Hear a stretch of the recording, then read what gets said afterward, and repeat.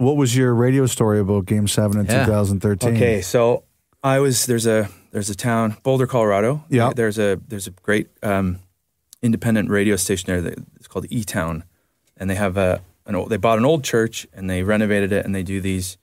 Nick and Helen Forster, they run this show, and they have people come in and you play a couple of songs, you have a live interview, and they record it professionally, and then they film it and they put it out. And I was there. I'd flown from Toronto to play festival and then do that. And as I was about to go on, it was the third period, and I was streaming it on a computer. And I went up and started to do my interview. And Nick, the guy, was like, "Is everything okay?" And I was like, "Dude, Leafs are about to make it to the second round." And he was like, "What?" And I was like, "The Leafs are about to make it to the second round of the playoffs. It's like pretty crazy. Like they're going to beat Boston."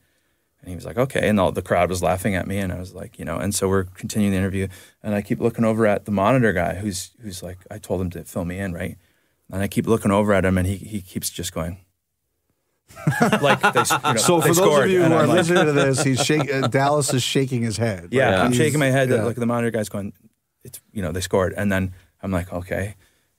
Continuing the interview, I keep looking over. He's like shaking his head again, like they scored, and then finally I looked over him, and he's like, they tied it, and I was like, and I looked at the crowd, and I was like, they tied it, and then I finished. There was an intermission. I walked downstairs just as overtime started, and just to watch them lose.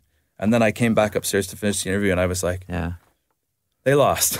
Like it was like in real time, I was like stoked on air about them moving on, and then just like everybody else in the city, I went back on just devastated.